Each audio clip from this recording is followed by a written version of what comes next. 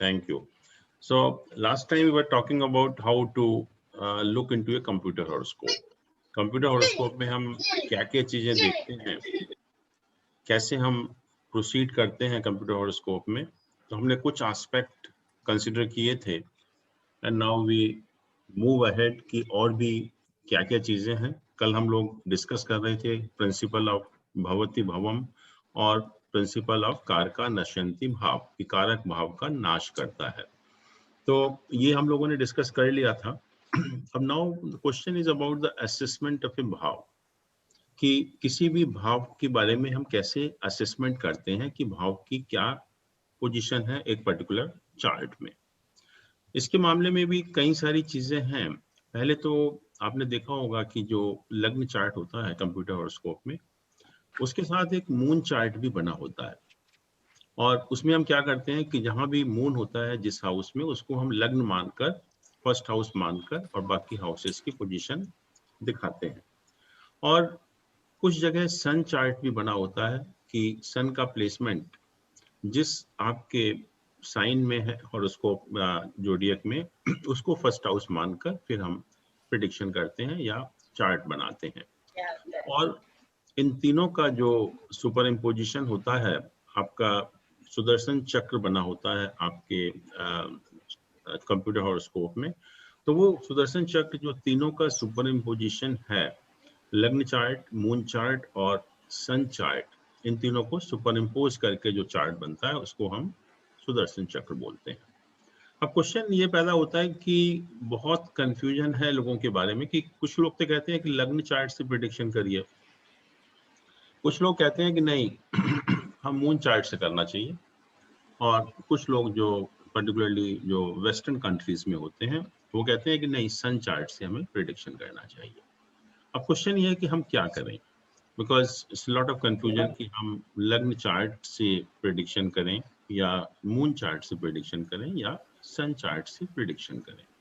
जो astrological text में कहा गया कि लग्न जो है हमारा बॉडी है, शरीर है, मून इज आवर माइंड और सन इज आवर सोल, सन हमारी आत्मा है। तो जो एक्चुअल में हमें मिलता है लाइफ में, दैट इज व्हाट लग्न चार्ट इंडिकेट्स। जैसे मान लीजिए कि समबडी का कोई एप्टीट्यूड नहीं है इंजीनियरिंग का, फिर वो उसको इंजीनियर बना दिया गया, he had an aptitude for a photographer, लेकिन वो जबरदस्ती फैमिली वालों ने उसको इंजीनियर बना दिया। तो वो लग्न चार्ट इंडिकेट करेगा कि एक्चुअल में आपको क्या मिलने वाला है।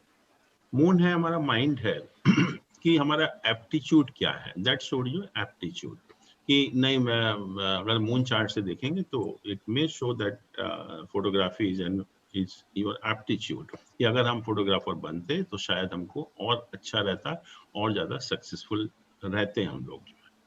और सन क्या है, सन हमारी आत्मा है, कि हमें बाकी सब तो ठीक है, मेरा एप्टीट्यूड भी ऐसा है, मुझे ये मिलने वाला भी है, लेकिन एक्चुअल में मुझे सोल लेवल पे क्या अच्छा लगता है। आपने देखा होगा कि बहुत से जो लोग होते हैं अच्छी क्वालिफिकेशन अचीव करके IIT IIM वगैरह से, and what they do, they go to some village to do some social service, because उनका जो सोल गवाह नहीं करती कि आप पैसा कमाइए या आप ठाट बाट से रहिए। सोल लेवल पे they are wonderful person, they have that charitable और ह्यूमैनिटेरियन एप्टीट्यूड एक्चुअली, तो वो वैसे काम करते हैं। तो अगर इस पॉइंट ऑफ व्यू से अगर हम देखें तो लग्न चार्ट विल इंडिकेट कि क्या हमें एक्चुअल में मिलने वाला है, and ultimately we are all concerned with that only, कि हमें एक्चुअल में क्या मिला। सेकंड इज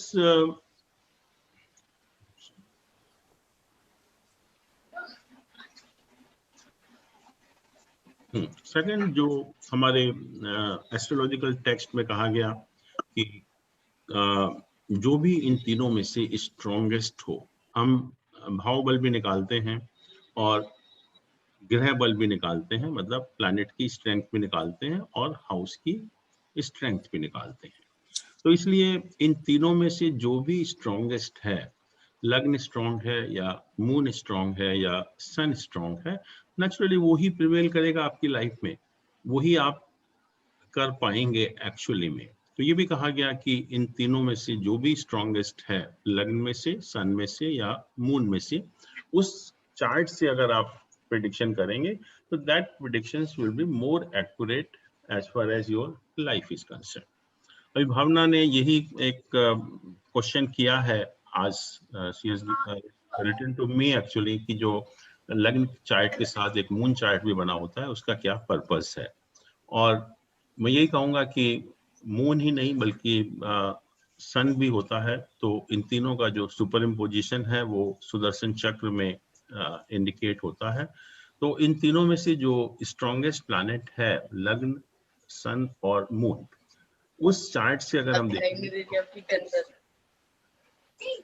वो चार्ट हमारी लाइफ में प्रिवेल करेगा। वो उसके Excuse me, sir, किसी का माइक मेरे ख्याल से ऑन है and they don't know that. हाँ, तो I will request Ask them to mute it. हाँ, अगर म्यूट कर लीजिए माइक को, क्योंकि in case it creates problem actually. तो we can have a glance at the Sudarshan chakra, और जो भी हमें प्लैनेट एंड भाव बल निकाला हुआ है उसकी स्ट्रेंथ देखकर we can have an idea कि हमें जो है वो किस चार्ट से रिजल्ट हमें देखने चाहिए। बट नॉर्मली जो है हम लोग लग्न चार्ट से ही देखते हैं, क्योंकि लग्न चार्ट ही जो इंडिकेट करता है कि हमें क्या एक्चुअल में मिलने वाला है। और भावना ने ये भी कहा कि जो कल हम लोग भाव चलित की बात कर रहे थे, और भाव चलित में भी दो चार्ट निकाले हुए होते हैं, एक होता है भाव चलित और एक होता है निर्यन भाव चलित। इन दोनों में क्या डिफरेंस है? It's really good question, because many people we don't understand कि why these two charts are there। जबकि हम बात करते हैं भाव चलित की, तो भाव चलित तो एक ही होना चाहिए, लेकिन दो भाव चलित वहां पर क्यों लिखे हुए हैं, क्यों चार्ट बनाए गए हैं। और आप देखेंगे किसी भी कंप्यूटर हॉरोस्कोप में तो एक भाव चलित है और दूसरा निर्यन भाव चलित है। इन दोनों में डिफरेंस क्या है?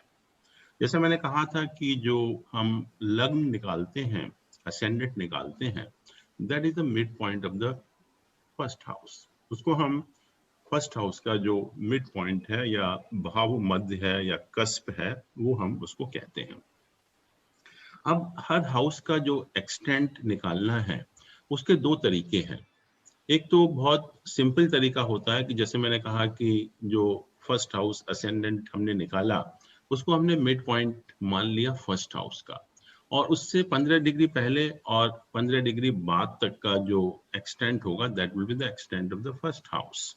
बहुत सिंपल तरीका है कि जो हमने असेंडेंट निकाला है वो हमारा फर्स्ट हाउस का मिड पॉइंट है, और उससे 15 डिग्री पहले और 15 डिग्री बाद में हमने निकाल लिया कि फर्स्ट हाउस की ये सीमा है। 15 डिग्री पहले से स्टार्ट होगा फर्स्ट हाउस, जो लग्न निकाला है वो मिड पॉइंट है, और उसके 15 डिग्री बाद तक फर्स्ट हाउस जो है प्रिवेल करेगा, और 15 डिग्री के बाद उसका एंड हो जाएगा। और इस मेथड में हम क्या करते हैं कि सब जो है इक्वल हाउसेस हो जाते हैं, और सिर्फ हम एक असेंडेंट के मिड पॉइंट के बेसिस पर हम सारे हाउसेस का एक्सटेंड निकाल लेते हैं, which is not correct. But most of the people just for the purpose of simplicity they use this method also. तो इस मेथड से जो भाव चलित बनाया जाता है उसको हम भाव चलित, सिंपल भाव चलित चार्ट कहते हैं। और इस मेथड में सारे हाउसेस जो है वो इक्वल उनका एक्सटेंट होता है, इक्वल डिग्री के होते हैं हर हाउस, और जो फर्स्ट हाउस का मिड पॉइंट है उसी हिसाब से हम बाकी हाउसेस के भी मिड पॉइंट बना लेते हैं। But that is not the right method I told you. Right method is कि we have to find out the extent of each house. And extent of each house will not be same. All houses will differ in their extent actually. तो उसको हम कैसे निकालते हैं? I can just give you an idea.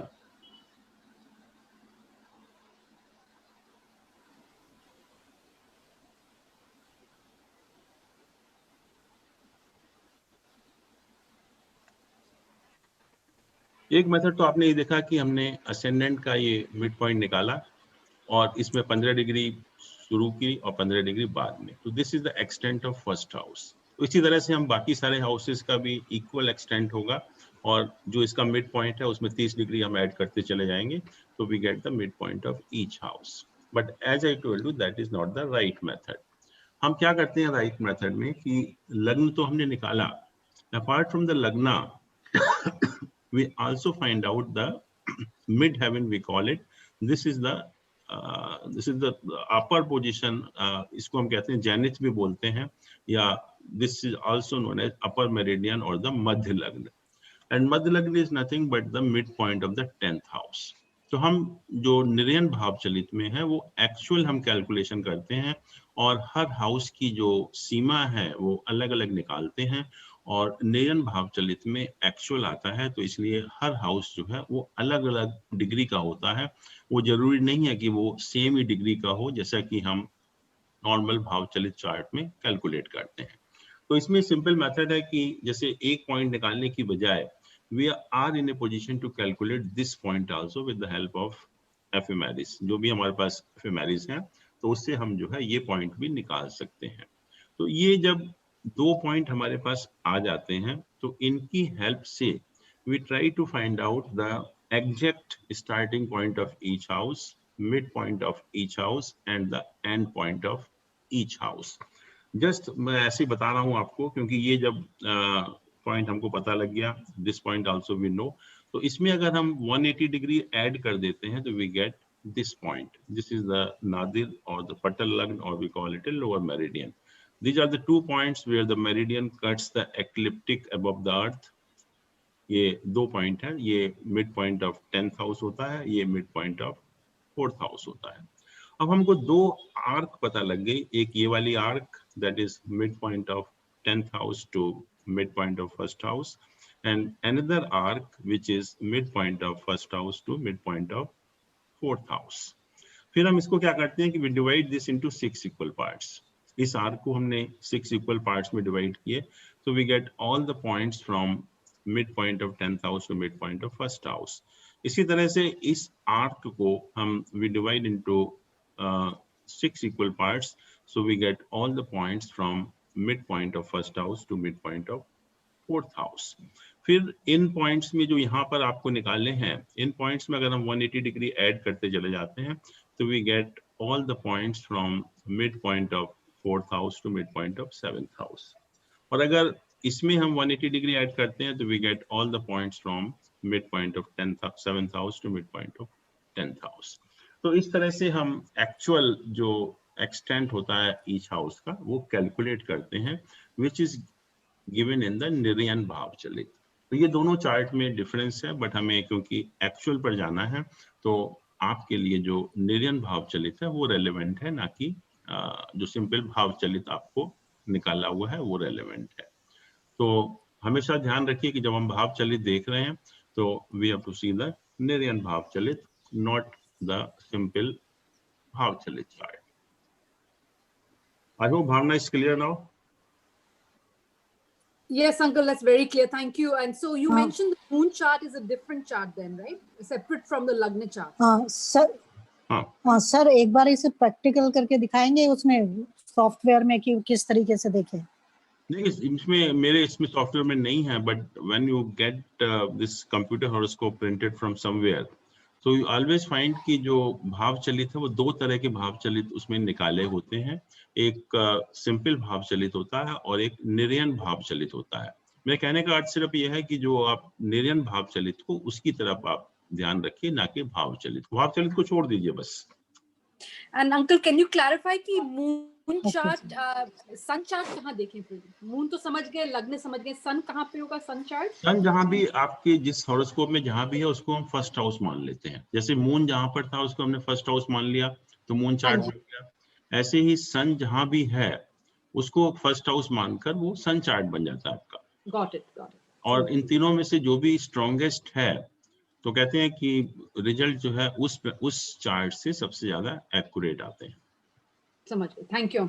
या अब now sir एक question है, जो भाव है उसके ब्रैकेट में बहुत सारी जगह श्रीपति लिखा रहता है, तो ये क्या चीज है सर?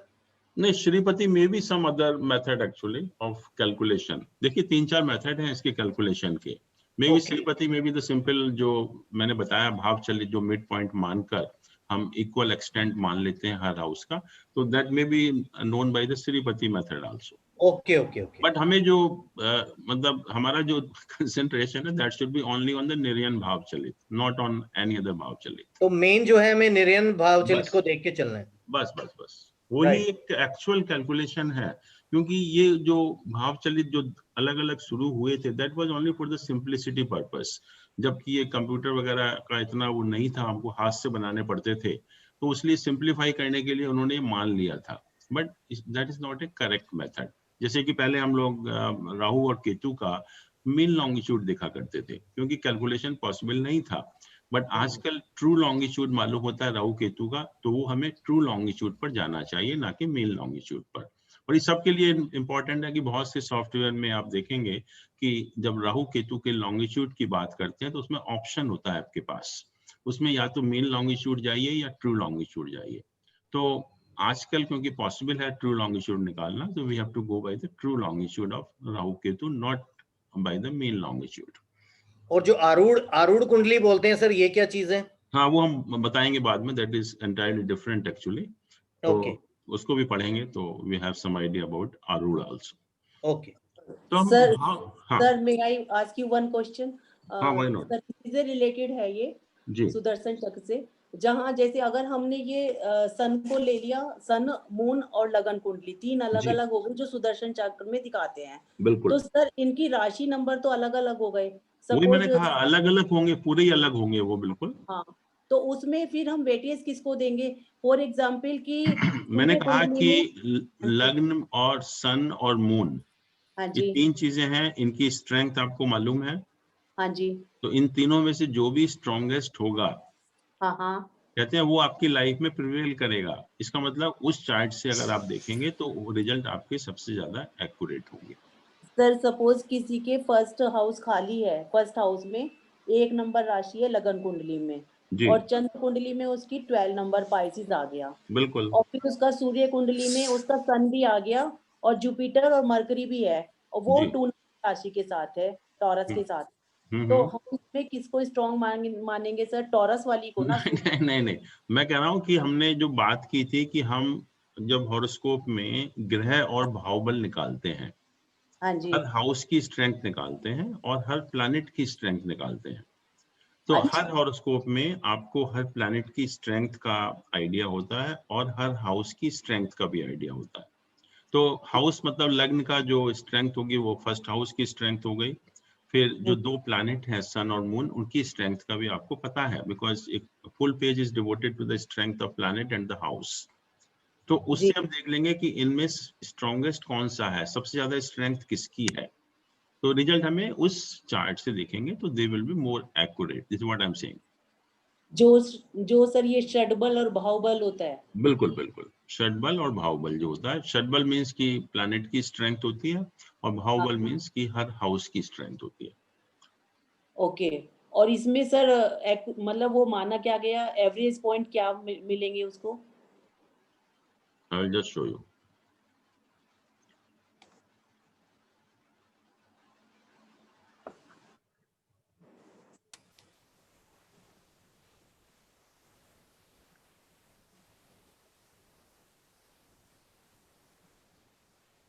देखिए ये जो सॉफ्टवेयर है मान लीजिए, यस तो सर। इसमें यह भावबल लिखा हुआ है, हाँ जी हर जो 12 भाव हैं उनकी स्ट्रेंथ लिखी हुई है टोटल कितनी कितनी है यहाँ पर।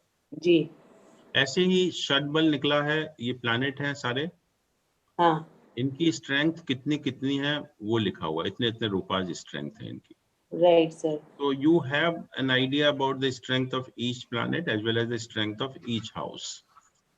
जी तो हमें ये देखना है कि लग्न में, सन में और मून में स्ट्रॉन्गेस्ट कौन सी चीज है, और अगर जो भी स्ट्रॉन्गेस्ट है उसके हिसाब से अगर आप प्रिडिक्शन करेंगे तो सबसे ज्यादा एक्यूरेट होगी। जैसे मान लीजिए कि ये चार्ट है लेट्स से, तो इसमें हमने लग्न की स्ट्रेंथ देखी कितनी है, 7.9 रुपीज है, जी सन का कितना है 8.1, जी मून का कितना है 6.6, तो स्ट्रॉन्गेस्ट कौन सा हुआ इसमें, सन हुआ, सन सबसे सन हुआ। ऊपर है, तो इसलिए सन चार्ट से अगर रिजल्ट देखेंगे तो इस केस में सन चार्ट के रिजल्ट ज्यादा एक्यूरेट होंगे। ओके ओके तो इस तरह से हम स्ट्रेंथ हम देखते हैं, और हर जो जितने भी आपके कंप्यूटर हॉरोस्कोप हैं उसमें ये पूरा एक पेज होता है, हाँ उसमें जी ये लिखा होता है, भावबल लिखा होता है, षडबल लिखा होता है, और इष्ट और कष्टफल जो जैसे यहाँ लिखा हुआ है ये भी लिखा होता है, राइट? तो ठीक है, सर इसका मतलब जो ये वाला चार्ट है इसको हमें 9th हाउस को फर्स्ट मान के इसको रोटेट हाँ, करना चाहिए। इसको फर्स्ट हाउस मानकर Okay. जब प्रेडिक्शन करेंगे तो they will be more correct to this person. तो सर ऐसे तो जैसे जो योग बन रहे हैं वो सब बदल जाएगा अगर लग्न चार्ट से और इस चार्ट में, मतलब काफी मेजर डिफरेंस आ सकता है। बिल्कुल बिल्कुल। Okay okay, thank you sir. तो सर यहाँ पर फिर जब सर हम एक क्वेश्चन है जी, इष्टफल जो बोलेंगे सर- 50.50, अभी तो मैं आ इसमें- रहा हूँ, इष्टफल कष्टफल पे आ रहा हूँ अभी। अच्छा जी, अच्छा। Excuse me sir. सर मैं पूछ रही थी कि ये जो हम भाव बल लेते हैं ये साइन के हिसाब से लेते हैं या हाउस के हिसाब से? हाउस लग्न से first house, House. Second house, third. Ascendant जो हमने निकाला उसको हमने लग्न माना और उससे जो जी हाउसेस लिए वो है ये। जी जी जी अब क्वेश्चन है कि how we assess an a bhava, एक किसी भी हाउस की हम कैसे उसका असेसमेंट करते हैं कि वो उसकी क्या पोजीशन है किसी भी हाउस की। तो हाउस की जो पोजीशन होती है, मतलब इट्स नॉट सो सिंपल कि लोग पूछते हैं कि कोई प्लैनेट है नहीं है, देख रहा है नहीं देख रहा है, हम क्या करें कैसे देखें। और बहुत से लोग कहते हैं खाली बैठा हुआ है तो उसकी स्ट्रेंथ क्या होगी। ऐसे नहीं है। देखिए, हम किसी भी हाउस को, किसी भी भाव की एसेस करने के लिए हमें 3 चीजें चाहिए। पहला कि वहां पर प्लैनेट की पोजीशन क्या है। सेकंड इज कि उसका जो लॉर्ड है उस हाउस का, उसकी पोजीशन क्या है। और तीसरा कारक, हर हाउस का एक कारक होता है जिसका भी रोल बहुत इंपॉर्टेंट होता है उस लाइफ, उस हाउस के सिग्निफिकेशन से संबंधित जो है। तो हमें तीनों चीजों को एग्जामिन करना है। खाली प्लैनेट की पोजीशन नहीं देखनी है, कि प्लैनेट की पोजीशन देखनी है, उसके लॉर्ड की पोजीशन देखनी है और उस हाउस के कारक की पोजीशन देखनी है। जैसे पता है कि आपको हर हाउस का एक कारक है, जैसे फर्स्ट हाउस का सन है, सेकंड का जुपिटर है, थर्ड का मार्स है, इस तरह से कारक हैं हर हाउस के। तो हमें तीनों को, जिस हाउस को भी हम एसेस कर रहे हैं, एग्जामिन कर रहे हैं, उस हाउस में हमें तीनों की पोजीशन देखनी है, प्लैनेट की, लॉर्ड की और कारक की। अब प्लैनेट की पोजीशन हम कैसे देखेंगे कि कौन कौन से प्लैनेट वहां पर प्लेस्ड हैं, और दूसरा कौन से प्लैनेट का उसके ऊपर एस्पेक्ट है। प्लैनेट वहां पर कौन कौन से प्लेस्ड हैं और किन किन प्लैनेट का उसके ऊपर एस्पेक्ट है। तो हम एक असेसमेंट कर लेते हैं कि जो एस्पेक्ट या जो वहाँ प्लेस्ड हैं, वेदर दे आर बेनिफिक और मेलेफिक प्लैनेट। और अगर इस mixture of, naturally there may be a mixture of benefic and malefic planet, तो आपको जो प्लैनेट की स्ट्रेंथ निकाली हुई है ग्रह बल और में से, तो उससे एक असेसमेंट करना है कि whether it's a positive influence और negative influence. We have to examine in totality. In totality जो है, जो प्लैनेट के ऊपर, हाउस के ऊपर जो प्लैनेट का इन्फ्लुएंस है वो कितना है। तो एक तो हमें वो पता लग गया। Second is the Lord of that house, उस हाउस का लॉर्ड क्या है, पहली चीज कौन सा प्लैनेट है। फिर वो कहाँ पर प्लेस्ड है, किस हाउस में प्लेस्ड है, बिकॉज उसकी strength will also differ from house to house. अगर वो त्रिक हाउस में प्लेस्ड है तो कुछ और उसकी स्ट्रेंथ होगी, लग्न में है तो कुछ और होगी, त्रिकोण में है तो कुछ और होगी। और फिर वो किन प्लैनेट के साथ प्लेस्ड है, उसके साथ कौन से प्लैनेट हैं, कौन से प्लैनेट उसको एस्पेक्ट कर रहे हैं। तो हमें तीनों चीजें देखनी पड़ेंगी उसके लॉर्ड के बारे में। सिमिलरली जो उस हाउस का कारक है, जैसे मान लीजिए कि हम लग्न का ही देख रहे हैं, तो सन कारक हुआ उसका, तो सन की क्या पोजीशन है, सन का प्लेसमेंट किस हाउस में है, सबसे इंपॉर्टेंट है। वो कितना स्ट्रांग है, किन प्लैनेट के साथ उसका प्लेसमेंट है, और कौन से प्लैनेट उसको एस्पेक्ट कर रहे हैं। इतनी सारी चीजें जब हम देख लेंगे, then we have are in a position to assess a house. ऐसा सिंपल नहीं है कि आप खाली प्लैनेट को देख लिया तो काम चल गया। आपको प्लैनेट को भी देखना है, लॉर्ड को भी देखना है और उसके कारक को भी देखना है। और all three have been given the equal weightage, किसी का भी कम ज्यादा रोल नहीं है, all have the equal weightage, equal role actually. तो इन सब चीजों को कंबाइन करने के बाद इन टोटलिटी देन वी से कि ये हाउस की क्या असेसमेंट है, कितना स्ट्रॉन्ग हाउस है या कितना वीक हाउस है। और जैसा आप जानते हैं कि हर हाउस के सिग्निफिकेशंस होते हैं, कारकत्व होते हैं। और अगर हाउस स्ट्रांग नहीं होगा तो नेचुरली हमें उस हाउस के सिग्निफिकेशंस नहीं मिलेंगे। जैसे मान लीजिए किसी का 7th हाउस वीक है तो नेचुरली आपको जो मैरिटल हैप्पीनेस है वो नहीं मिलेगी। 10th हाउस मान लीजिए किसी का वीक है तो जो प्रोफेशनल लाइफ में जो एक प्रोस्पेरिटी होनी चाहिए, स्टेबिलिटी होनी चाहिए या स्टेटस होना चाहिए वो नहीं मिलेगा आपको। लग्न अगर वीक है तो नेचुरली आपकी हेल्थ बहुत अच्छी नहीं होगी। तो हर हाउस के जो सिग्निफिकेशंस की हम बात करते हैं कि इस व्यक्ति को किस हाउस के सिग्निफिकेशन ज्यादा मिलेंगे, किस हाउस के सिग्निफिकेशंस कम मिलेंगे, वो हम एक हाउस को एसेस करने के बाद ही, और एसेस में जैसे मैंने कहा कि हमें प्लैनेट भी देखने हैं और लॉर्ड भी देखना है और उसका कारक भी देखना है। और दूसरी चीज ये भी ध्यान रखिए कि जो त्रिक हाउस हैं, त्रिक house means 6, 8 and 12 houses. They govern the negative significations of our life.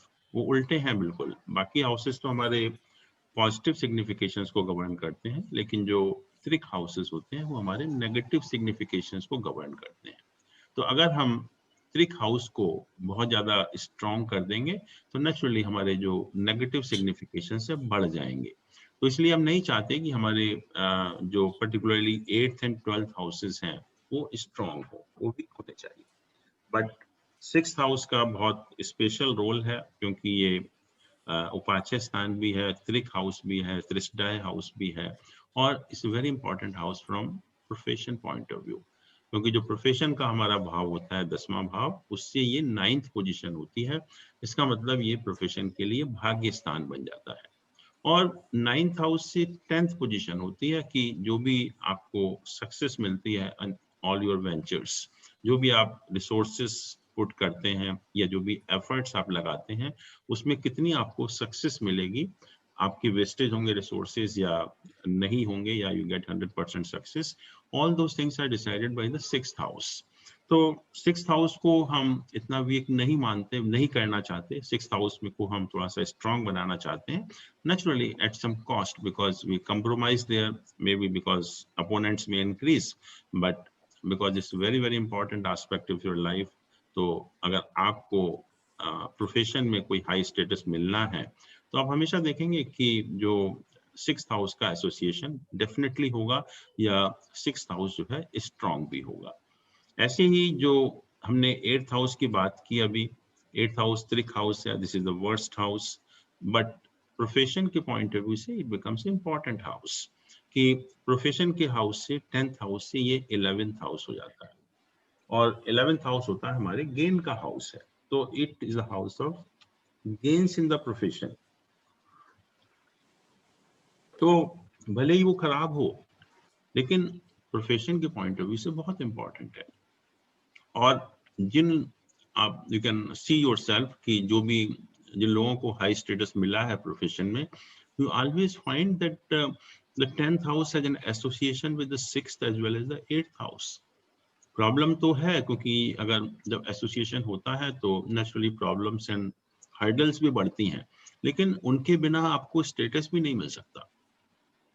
तो किसी भी व्यक्ति का अगर प्रोफेशनल स्टेटस हाई है तो इट मीन्स कि जो 10th हाउस का somehow it has an association with the 6th and the 8th house, and both these houses are also well placed, जब भी आपको एक प्रोफेशनल लाइफ में बहुत अच्छा स्टेटस मिलता है।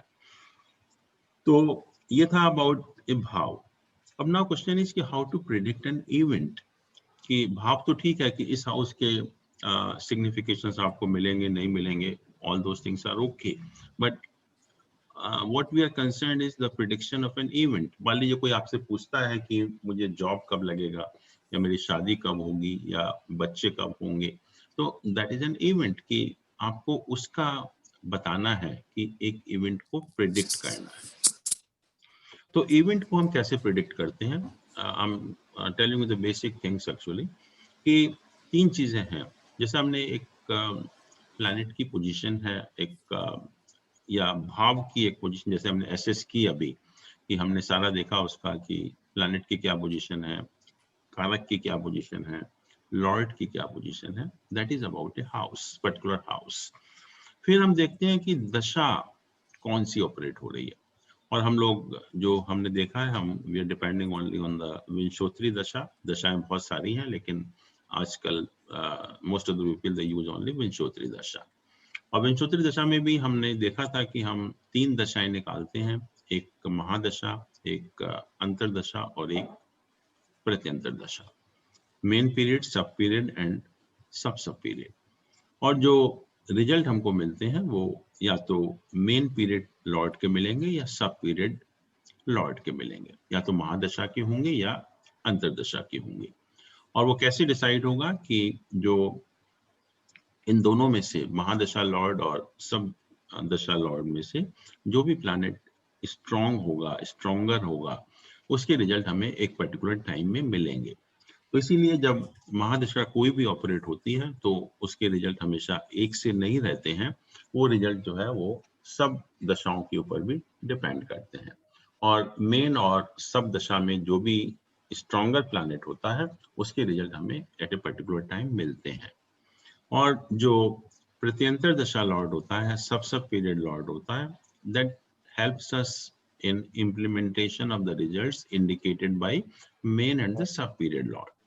उससे हमें, क्योंकि जो सब पीरियड होते हैं जनरली काफी लंबे होते हैं, जैसे सैटर्न में मरकरी देखा तो करीब 3 साल का पीरियड होगा, तो आप किसी को ये नहीं कह सकते कि 3 साल में ये इवेंट हो जाएगी।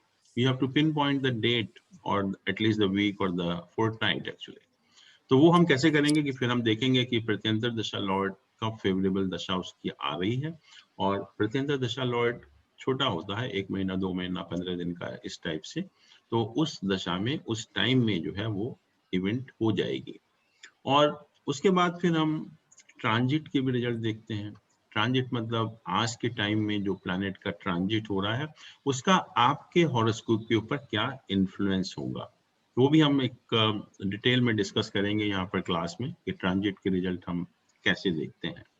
तो कोई भी इवेंट को प्रिडिक्ट करने के लिए हमें 3 चीजें देखनी पड़ती हैं। एक हाउस की पोजीशन, दूसरा कौन सी दशा ऑपरेट हो रही है, और तीसरा प्लैनेट का जो प्रेजेंट ट्रांजिट है वो क्या है।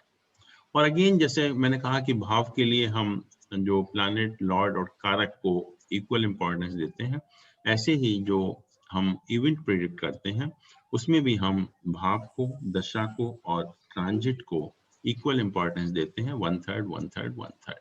मान लीजिए कि प्लैनेट की पोजीशन आपके यहाँ अच्छी है, दशा भी फेवरेबल है, बट ट्रांजिट फेवरेबल नहीं है, तो इसका मतलब 2/3 जो है वो फेवरेबल है, इसका मतलब रिजल्ट मिलने की संभावना है। तीनों अगर फेवरेबल है तो नेचुरली आपको 100% यू कैन बी श्योर कि आपको ये इवेंट हो जाएगी।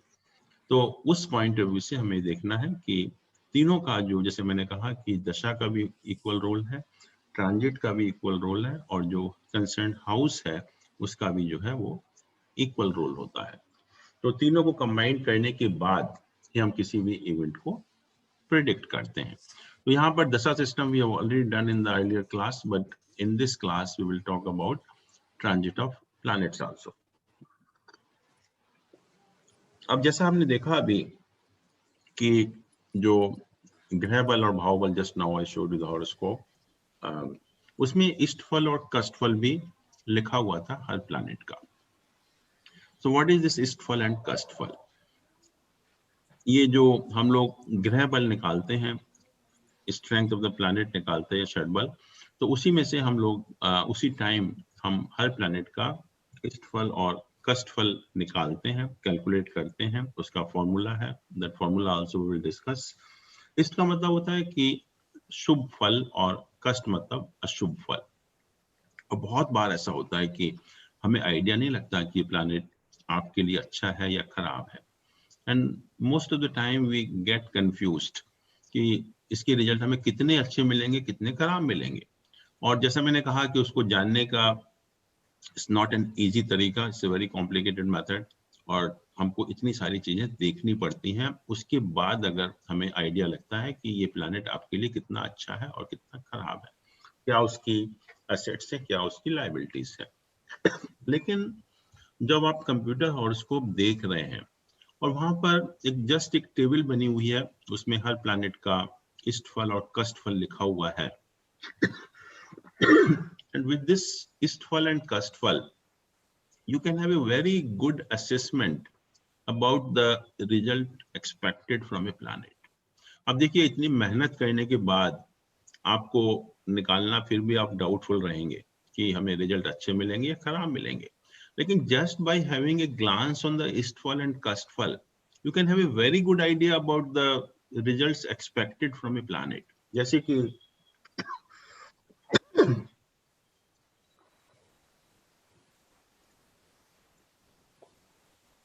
ये यहाँ पर देखिए आप ईस्टफॉल और कस्टफॉल लिखा हुआ है. जैसे सन है, सन का ईस्टफॉल लिखा हुआ है 50.51 और कस्टफॉल लिखा हुआ है 9.36. So what does it indicate कि सन की जब दशा ऑपरेट होगी उसमें उसके रिजल्ट आपको मोस्टली रिजल्ट आपको अच्छे ही मिलेंगे, शुभ रिजल्ट ही आपको मिलेंगे. जैसे मून है, मून में इक्वल है, कस्टफॉल भी करीब करीब उतना है, ईस्टफॉल भी उतना है, तो मिक्स्ड रिजल्ट आपको मिलेंगे. मार्स में ईस्टफॉल ज्यादा है, कस्टफॉल कम है, इसका मतलब Mars is well placed in this horoscope. Mercury का आप देखिए कस्टफॉल बहुत ज्यादा है, इसका मतलब मरकरी के जो रिजल्ट हैं बहुत अच्छे नहीं होंगे, कस्ट उसमें ज्यादा होगा, कस्ट ज्यादा है, ईस्ट कम है. जुपिटर भी ऐसा ही है, जुपिटर में भी जो ईस्टफॉल है सिर्फ 16.12 है और kashtaphal is much more than that.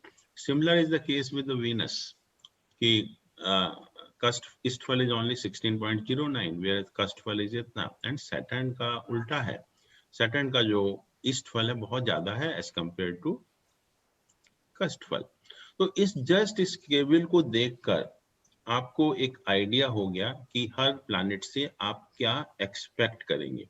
जब उस प्लैनेट की दशा ऑपरेट होगी तो what can you expect from this planet. और देखिए ये ऐसा नहीं है कि ये ऐसे ही बता दिया गया है. अब now just have a glance at the schedule of each planet. यहाँ पर देखिए आप, इसमें जो स्ट्रॉन्गेस्ट प्लैनेट है क्या है, सन. और सन का जो स्ट्रेंथ है that is minimum expected is 5 but in comparison to that it is 8.1. It means it is a very strong planet. वो यहाँ पर इंडिकेटेड है कि सन का ईस्टफॉल बहुत ज्यादा है और कस्टफॉल उसका बहुत कम है. सेकंड नंबर में आता है किसके प्लैनेट की स्ट्रेंथ का, सैटर्न का. आप देख रहे हैं कि जो सैटर्न है वो यहाँ पर जो इसकी स्ट्रेंथ लिखी हुई है ये सेकंड नंबर पर है स्ट्रेंथ में जो है. वही चीज यहाँ भी है, एग्जैक्टली सेम थिंग कि सैटर्न का ईस्टफॉल बहुत ज्यादा है एज कंपेयर टू द कस्टफॉल. और ये जो हमने कहा कि 3 planet mercury, Venus and Jupiter, इनका कस्टफॉल बहुत ज्यादा है, वही चीज यहाँ भी है कि इन तीनों की स्ट्रेंथ जो है बहुत कम है इस हॉरोस्कोप में as compare to sun and Saturn actually.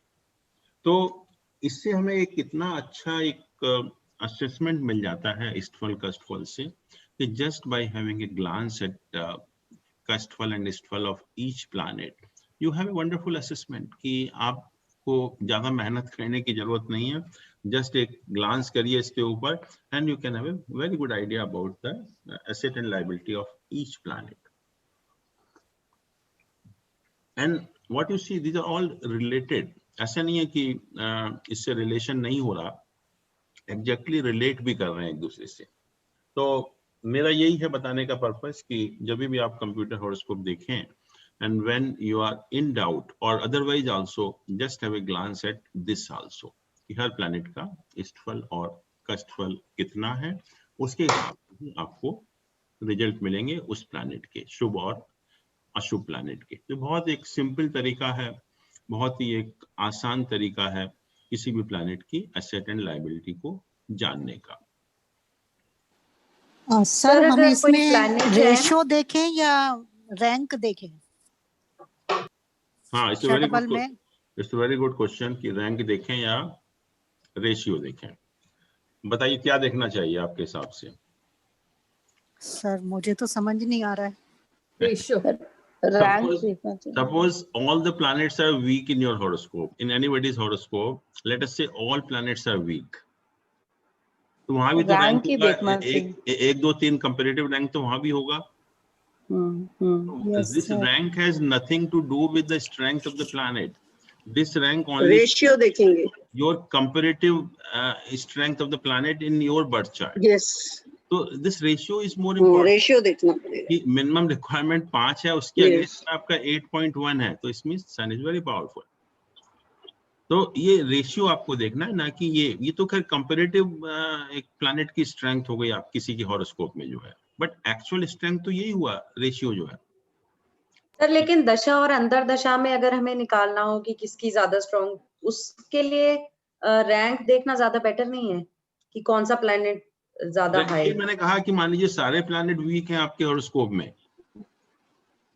हाँ, अगर आप वो ठीक कह रहे हैं, आपकी अगर दशा अंतर दशा के रिजल्ट देखने हैं, राइट, कंपैरेटिव करना हो. कंपैरेटिव तो okay, this is okay comparative. Sir एक क्वेश्चन और है, अगर कोई 2 प्लैनेट्स हैं, उनका कष्टफल ज्यादा है, लेकिन वो किसी अच्छे योग में हैं, सपोज मून और जुपिटर गज केसरी योग बना रहे हैं, लेकिन उनका कष्टफल ज्यादा है दोनों का, तो क्या चीज ज्यादा स्ट्रॉन्ग होगी, मतलब वो अच्छे होंगे कि बुरे? देखिए योग बन रहा है मान लीजिए मून और जुपिटर का गज केसरी योग. इट डजंट मीन कि जब मून का पीरियड ऑपरेट होगा तो अच्छे रिजल्ट मिलेंगे, या जुपिटर का पीरियड ऑपरेट होगा तो अच्छे रिजल्ट मिलेंगे. Okay. Yoga has nothing to do with the result in a particular dasha. इसका हाँ मतलब भैया, आप कहाँ हो? गज केसरी योग बन गया तो आपके हॉरोस्कोप में दोनों प्लैनेट अच्छे हो गए. योग इज एंटायरली डिफरेंट एक्चुअली. और हमें इंडिविजुअल प्लैनेट के रिजल्ट देखने हैं, और इंडिविजुअल प्लैनेट के जो रिजल्ट होंगे वो आप just have a glance at this, such a simple and wonderful method actually, and many times I tell you it becomes sir Rahu Ketu के लिए क्या करेंगे? सर राहु केतु का ये नहीं कैलकुलेट किया जाता है हॉरोस्कोप में, तो उसके लिए क्या प्रेडिक्ट करेंगे? कल मैंने कहा था आपको कि जिस ग्रह के साथ बैठेंगे या दृष्टि होगी उसको देखेंगे. राहु केतु के अपने रिजल्ट नहीं होते हैं, और उनके रिजल्ट किस चीज के ऊपर डिपेंड करते हैं. सबसे पहले राहु किस प्लैनेट, कंजंक्शन या दृष्टि. सर कंजंक्शन है या दृष्टि है कोई? हाँ, एक बार सुन लीजिए, that will more I think clarity आपको आएगी. कि पहली चीज हम देखते हैं कि कौन सा प्लैनेट उसके साथ में है, सबसे पहले रिजल्ट उसके मिलेंगे. अगर मान लीजिए कि कोई प्लैनेट साथ में नहीं है, then we see the aspect कि किसी प्लैनेट का उसके ऊपर एस्पेक्ट है या नहीं है. तो हमें जो है उस जो प्लैनेट का एस्पेक्ट है. हेलो सर, डिस्टरबेंस हो रही है, प्लीज आप म्यूट कर दीजिए सबको. फिर आप पूछ नहीं पाएंगे, but I request that please जो बात कर रहे हैं अपना उसको म्यूट कर दें, ऑडियो को कम से कम जो है. तो पहला है कि राहु के इस प्लैनेट के साथ प्लेस्ड है, राइट. और मान लीजिए कि कोई अगर प्लैनेट नहीं है राहु केतु के साथ में, then you have to see whether they have an aspect of any planet. अगर किसी प्लैनेट का एस्पेक्ट है तो फिर उसके रिजल्ट मिलेंगे. तीसरी सिचुएशन ऐसी हो सकती है कि ना तो कोई प्लैनेट है ना ही कोई एस्पेक्ट है, तो उस केस में जो जिस साइन में बैठे हुए हैं उसके लॉर्ड के रिजल्ट आपको मिलेंगे. ठीक है Rajesh ji? Thank you sir. या Uncle, I have one clarifying question. जी. कि just in this इष्टफल and कष्टफल, इस वाले हॉरोस्कोप में भी था कि Jupiter's kashtaphal is higher than the ishtaphal. Right. So I guess my question is that Jupiter is a benefic planet, does not really trouble, may not give all the material benefits, but does not trouble, right, as a planet, as a nature of a planet. तो इसमें कष्टफल का तात्पर्य क्या होगा फिर? कष्टफल में means कि जो आप एक्सपेक्ट कर रहे हैं वो नहीं मिलेगा आपको. देखिए ये जो एक बार देखिए इसको,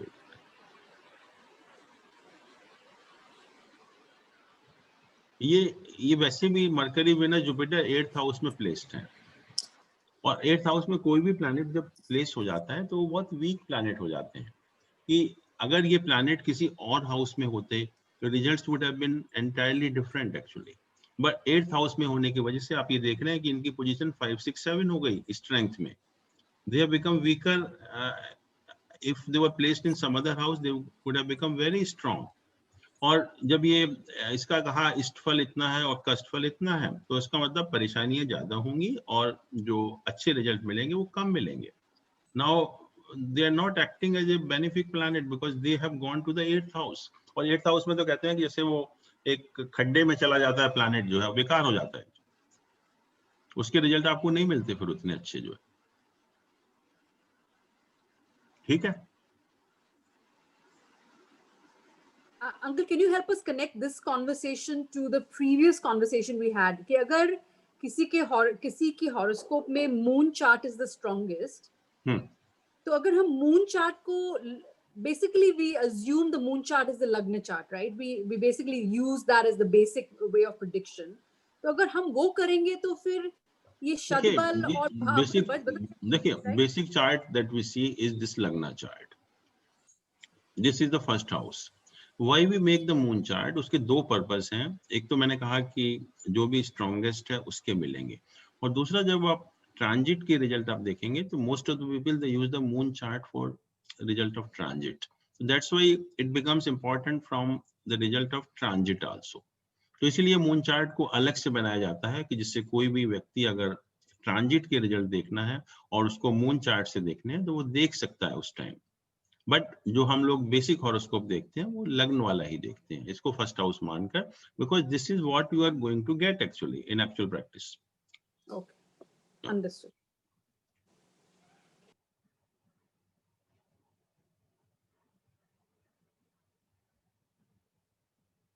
तो इष्टफल और कष्टफल का बहुत इंपॉर्टेंट रोल है, और क्योंकि हम लोग जानते नहीं है, बट अगर टाइम कम है या जल्दी में है या आपको आइडिया नहीं लग रहा है कि कौन सा प्लैनेट कैसे,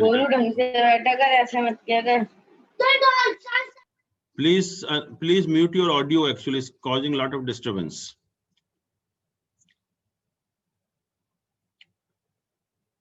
then after isht and kashtaphal we have an Ashtak Varga system, और Ashtak Varga system हम पढ़ेंगे भी, but I will just give you a small some idea about this, what is Ashtak Varga system. Ashtak Varga system में हम इसका दो तरह से इस्तेमाल करते हैं. एक तो this is entirely different system of astrology, और इसको हम as an additional tool use करते हैं in our predictions. इसको we are not replacing Ashtak Varga with our Parashar system, but we are using it as only as an additional tool in making our predictions more accurate. इसमें हम दो तरह से अष्टक वर्ग निकालते हैं. एक इंडिविजुअल प्लैनेट का अष्टक वर्ग होता है कि इसमें ये कहा गया कि जो भी प्लैनेट किसी भी हॉरोस्कोप में कहीं पर भी उसका प्लेसमेंट होता है तो जो उससे रेज ऑफ इन्फ्लुएंस होती हैं at different points, and this rays में भी पॉजिटिव, दिस रेज में भी नेगेटिव, और जो भी उसके पॉजिटिव इन्फ्लुएंस होती हैं और अपनी पोजीशन से ही नहीं बल्कि दूसरे प्लैनेट की पोजीशन से भी, तो हम हर प्लैनेट का एक इंडिविजुअल अष्टक वर्ग चार्ट बनाते हैं जिसको कि हम भिन्नाष्टक वर्ग बोलते हैं. और उसके बाद हम जो सारे पॉजिटिव इन्फ्लुएंस हैं डिफरेंट हाउसेस पर because of the individual planet, we combine this all, तो we get the sarvashtaka varga. एक सर्वाष्टक वर्ग बन जाता है which gives the strength of each house. जैसे अगर मैं बताऊं आपको,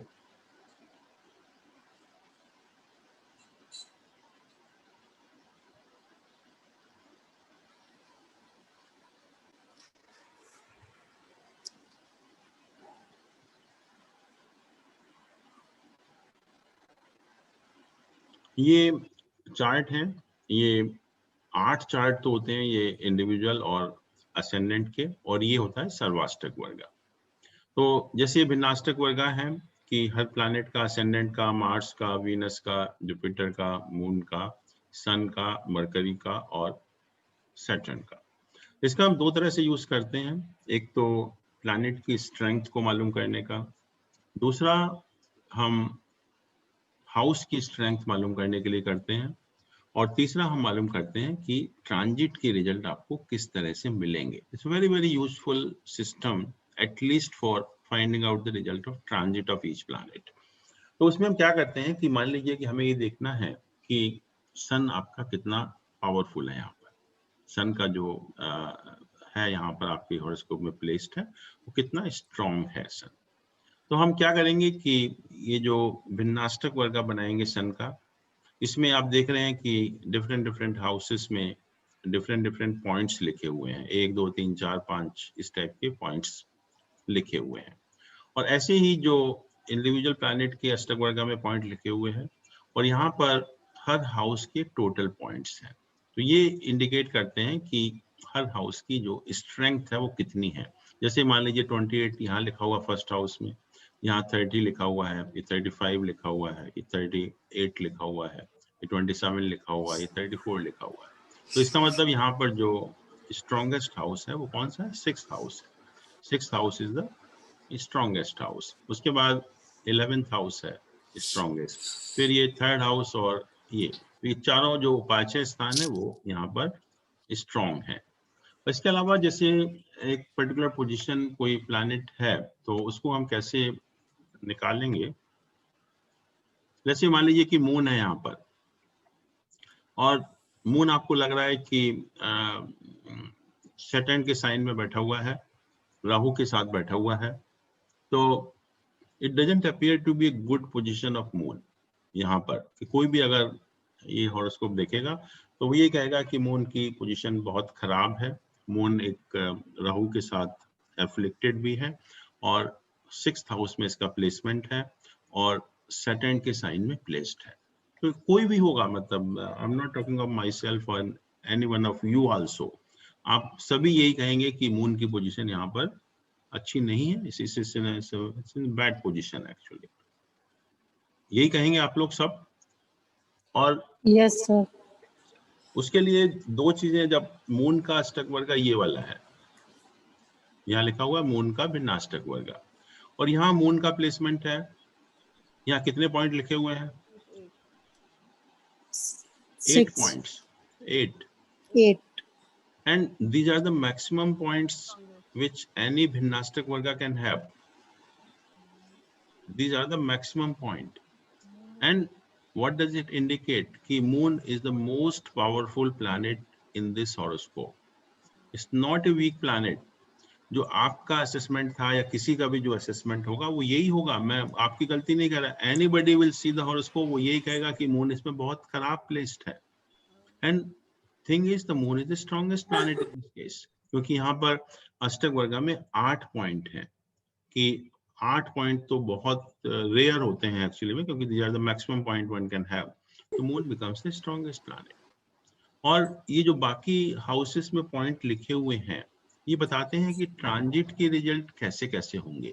मून जब डिफरेंट राशियों में जाएगा तो हमें रिजल्ट कैसे मिलेंगे। जैसे 8 में गया तो बहुत अच्छे मिले, 2 में आ गया तो खराब हो गया, 3 में आ गया तो भी खराब हो गया, यहाँ आ गया तो खराब हो गया, ये भी एवरेज हो गया। यहाँ पर आएगा तो बहुत अच्छे मिलेंगे, यहाँ आएगा अच्छे मिलेंगे, यहाँ आएगा अच्छे मिलेंगे, यहाँ अच्छे मिलेंगे, यहाँ अच्छे मिलेंगे। तो हमें just by having a glance at the Bhinnashtak varga of moon we could find out two things. Firstly, what is the strength of moon, or secondly, what results you expect on the transit of moon in the different houses. अब बताइए मुझे कौन सा ऐसा method है जो आपको इतना आसानी से बता दे। और जब भी आप ट्रांजिट का रिजल्ट आप देखेंगे, जब हम लोग डिस्कस करेंगे, यू फाइंड कि it's not so easy, it's very very complicated, we have to see lot of things while assessing the result of transit. But यहाँ पर इतनी आसानी से हमको ये पता लग जाता है कि इंडिविजुअल प्लैनेट का ट्रांजिट आपके हॉरोस्कोप में कैसे होने वाला है, इंडिविजुअल प्लैनेट का। और नेचुरली कोई डिसीजन लेना है आपको तो लीजिए डिसीजन जब यहाँ मून इस साइन में हो, इस साइन में हो, इस साइन में हो, इस साइन में हो, इस साइन में हो। And if you make a decision at this time when moon is transiting this राशि और दिस राशि, that decision will not be correct actually. ऐसे ही हर प्लैनेट का स्ट्रेंथ आपको पता लग गई और हर प्लैनेट का जो है वो ट्रांजिट के रिजल्ट आपको पता लग गए। तो इससे अच्छा कोई टूल नहीं हो सकता जो आपकी हेल्प करेगा प्रिडिक्शन में। दो तरह से, पहला तो आपको हर प्लैनेट की स्ट्रेंथ बता देगा, हर हाउस की स्ट्रेंथ बता देगा, और हर प्लैनेट के, इंडिविजुअल प्लैनेट के ट्रांजिट के गोचर के रिजल्ट आपके लिए कैसे होंगे वो इतनी आसानी से बता देगा। There is no other system. तो जो अष्टक वर्गा का सिस्टम है, वैसे तो इसके बहुत सारे यूज होते हैं लॉन्गेविटी वगैरह निकालने के लिए भी, लेकिन हम अपने सिस्टम में इसका 2 तरह से यूज करते हैं। एक प्लैनेट की स्ट्रेंथ, एक हाउस की स्ट्रेंथ, और सबसे इम्पोर्टेंट है कि हर प्लैनेट के ट्रांजिट की रिजल्ट हम बहुत आसानी से बता सकते हैं। Excuse me uncle, one question. जी जी। एक कोई प्रास्थारस्थक वर्गा भी होता है? प्रस्तारक वर्गा होता है, that is basically these only, but they are in different form. Spread out chart हम बोलते हैं। आई सी। सर या इसमें मिनिमम कितने तक अच्छे पॉइंट माने जाते हैं? 4, जैसे 4 8 मैक्सिमम होते हैं। तो 4 is the average, below 4 is lower side, and above 4 is the good point. Sir please एक बार प्लीज ट्रांजिट का दोबारा बता दीजिए। ट्रांजिट का मैंने कहा कि मान लीजिए मून का ये विनाष्टक वर्गा है, और हमें ये देखना है कि देखिए हर महीने मून डिफरेंट राशि में जाएगा, पूरा कवर करेगा पूरा एक साइकिल। तो हम हर महीने हर दिन हमें ये पता लग जाएगा कि आप अच्छे मूड में हैं या खराब मूड में हैं। आपको डिसीजन, कोई इंपॉर्टेंट डिसीजन उस दिन लेना है या नहीं लेना है, आपको कोई अच्छा काम करना है नहीं करना है। तो you know the result of each day, transit of moon on each day, कैसे रिजल्ट आपको मिलने वाले हैं। So this becomes such a simple method to at least find out the result of transit of any planet. It's a wonderful tool. That's why I'm saying कि it has to be used only as an additional tool in helping our predictions. We are not replacing it with our main system, that is Parashar system. Sir लेकिन अब जैसे यही example हमने देखा, तो हमारे analysis के अकॉर्डिंग मून अच्छा नहीं है, मतलब ये दोनों चीजें बिल्कुल कॉन्ट्रडिक्ट कर रही हैं, तो हमें किसको ज्यादा फॉलो करना चाहिए? यही मैं कह रहा हूँ कि आपको स्ट्रेंथ देखनी है षटबल में। षटबल में देखिए कितनी स्ट्रेंथ है, उससे भी आपको आइडिया लगेगा। षटबल ये है। हाँ जी। षटबल में मून का देखिए, मून इज स्ट्रॉन्ग प्लैनेट, जो मिनिमम 6 रिक्वायरमेंट है इसकी 6.6 है।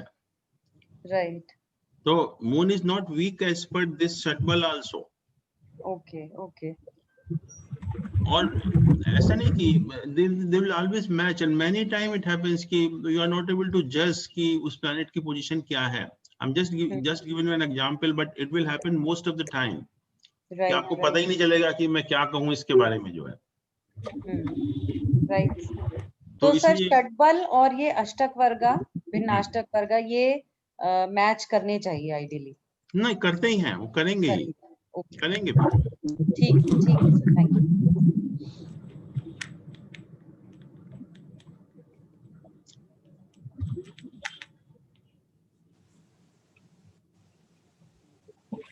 anyway, हम लोग डिटेल में देखेंगे इसको। उसके बाद हम डिविजनल चार्ट का इस्तेमाल करेंगे। It's very very important now. जब हमने बेसिक असेसमेंट कर लिया अबाउट द लग्ना चार्ट, और उससे हमें कुछ इंडिकेशन मिले कि ऐसा ऐसा होने वाला है, और मैनी टाइम इट हैपेंस कि लग्ना चार्ट बहुत अच्छे इंडिकेशन देता है। आपको लगता है कि रिजल्ट बहुत अच्छे मिलने वाले हैं, लेकिन नहीं मिलते, और नहीं मिलते क्योंकि वो डिविजनल चार्ट उसको कंफर्म नहीं करते। तो डिविजनल चार्ट का जो बेसिक पर्पस होता है, जो हम लोग स्टडी भी करेंगे, कि एक तो जो इंडिकेशन मिले हमें लगना चार्ट से, वो वाकई में ही मिल पाएंगे या नहीं मिल पाएंगे। और सेकेंडली होता है कि जो लाइफ का एस्पेक्ट हम एग्जामिन कर रहे हैं विद द डिविजनल चार्ट, उसके बारे में जो भी डिटेल पॉसिबल है उसके बारे में एक असेसमेंट करना। जैसे मैंने कहा था कि डिविजनल चार्ट की जरूरत इसलिए पड़ी कि अगर हम किसी भी सिग्निफिकेशंस को कंसिडर करेंगे, लेट अस से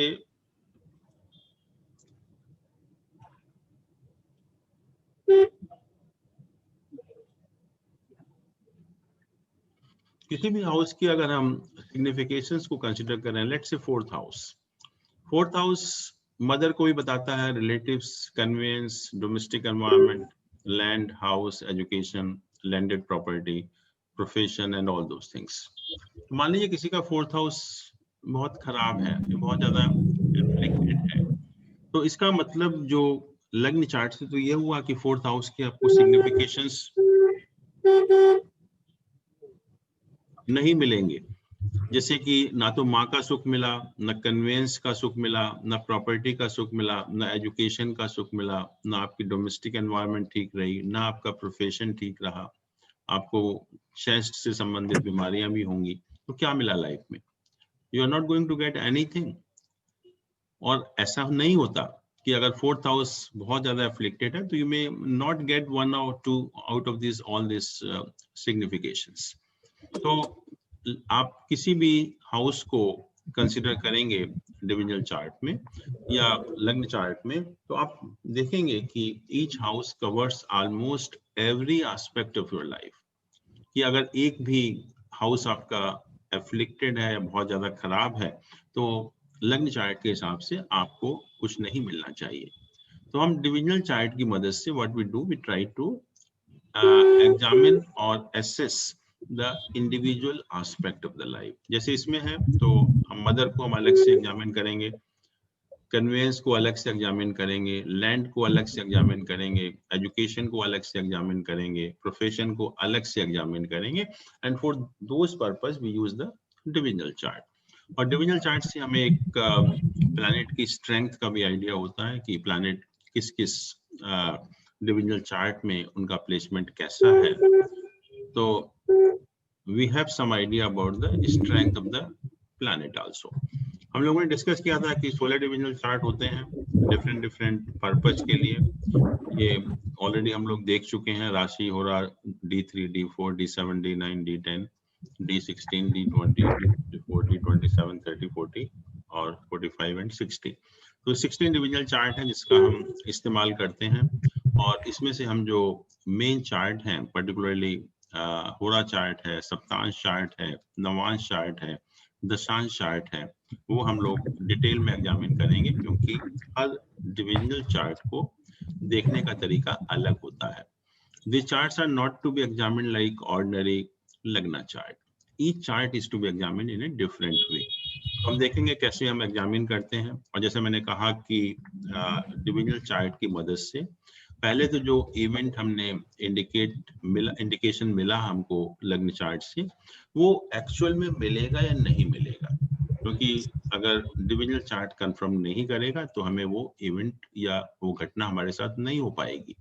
और सेकेंडली जो डिटेल है उस लाइफ के एस्पेक्ट के बारे में, वो भी हम डिविजनल चार्ट की मदद से एग्जामिन करेंगे। जैसे मान लो को प्रोजेनी का क्वेश्चन पूछा किसी ने भी, तो प्रोजेनी में बहुत सारे क्वेश्चन हो सकते हैं कि मेल चाइल्ड होगा या नहीं होगा, कब होगी संतान, एक पर्टिकुलर टाइम में मेल होगा या फीमेल होगा, हमें अडॉप्शन तो नहीं करना पड़ेगा, कोई बीमारी तो कारण नहीं है, या कोई ऐसा केस तो नहीं है where motherhood is being denied to the female, या आजकल जैसा होता है कि सब कुछ ठीक भी है but even then either male और female doesn't want children actually।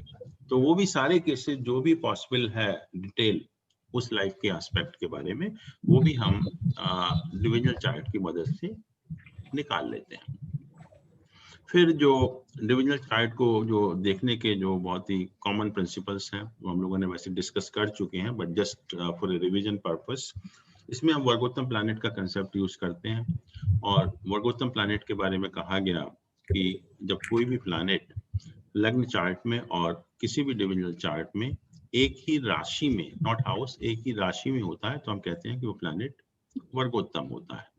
और इसका मतलब कि उस लाइफ के एस्पेक्ट के बारे में जिसमें कि वो प्लैनेट वर्गोत्तम है, हमें उसके अच्छे रिजल्ट मिलते हैं। But you have to keep in mind that the basic strength of the planet is always available from the Lagna chart only। कि अगर लग्न चार्ट में कोई प्लैनेट बहुत वीक है या मान लो डेबिलिटेशन में है और वर्गोत्तम हो जाता है, तो you can't expect the result of rajyoga from that planet. या जो प्लैनेट ऑलरेडी एक्सॉल्टेड है और किसी डिविजनल चार्ट में वर्गोत्तम हो गया, तो नेचुरली इट बिकम्स ए राजयोग कारक प्लैनेट। तो वही कहा कि जो बेसिक स्ट्रेंथ है वो हमें लग्न चार्ट से देखनी चाहिए, और बेसिक स्ट्रेंथ को देखकर ही जब कोई प्लैनेट वर्गोत्तम होगा तो उसके रिजल्ट हमें उसी हिसाब से कहने चाहिए। But one thing is definite कि जैसे ही प्लैनेट वर्गोत्तम होता है तो उस लाइफ के एस्पेक्ट के बारे में शुभ हो जाता है या अच्छे रिजल्ट आपको देने लगता है। फिर जो नॉर्मल प्रिंसिपल्स थे कि कोई भी जो डिविजनल चार्ट है ये इंडिपेंडेंट चार्ट नहीं है, इसका मतलब we can not predict an event just based on the divisional chart. This charts are always to be examined along with the lagna chart. पहले हम लग्न चार्ट को एग्जामिन करेंगे और लग्न चार्ट से अगर कोई इंडिकेशन मिलता है तो उसको कंफर्म करते हैं, और अगर लग्न चार्ट से ही कोई इंडिकेशन नहीं है then we don't look into the divisional chart. फिर डिविजनल चार्ट देखने का कोई फायदा नहीं होता, कितना भी स्ट्रॉन्ग डिविजनल चार्ट क्यों ना हो। डिविजनल चार्ट हमें जब भी देखना है जब हमें लग्न चार्ट से इंडिकेशन मिलते हैं, और जो देखने का तरीका है कि हम जो कंसर्न्ड हाउस होता है उसको देखते हैं, कारक को देखते हैं, और along with that we see the concerned divisional chart. और डिविजनल चार्ट में जो लग्न होता है वो सबसे इंपॉर्टेंट होता है। जब तक किसी भी डिविजनल चार्ट का लग्न स्ट्रॉन्ग नहीं होगा तब तक हमें उस लाइफ के एस्पेक्ट का सुख नहीं मिलेगा। जैसे मान लीजिए कि हम नवांश चार्ट की बात करें तो नवांश चार्ट में जब तक लग्न स्ट्रॉन्ग नहीं होगा तब तक हमें मैरिटल हैप्पीनेस नहीं मिल सकती। अगर दशांश चार्ट की बात करें तो दशांश चार्ट में जब तक लग्न स्ट्रॉन्ग नहीं होगा हमें प्रोफेशनल स्टेबिलिटी नहीं मिल सकती। और इसमें जो बाकी प्रिंसिपल्स हैं दशा अंतरदशा के, ट्रांजिट के, हाउस को असेसमेंट करने का, वो सारे प्रिंसिपल वही हैं जो हम लग्न चार्ट में देखते हैं।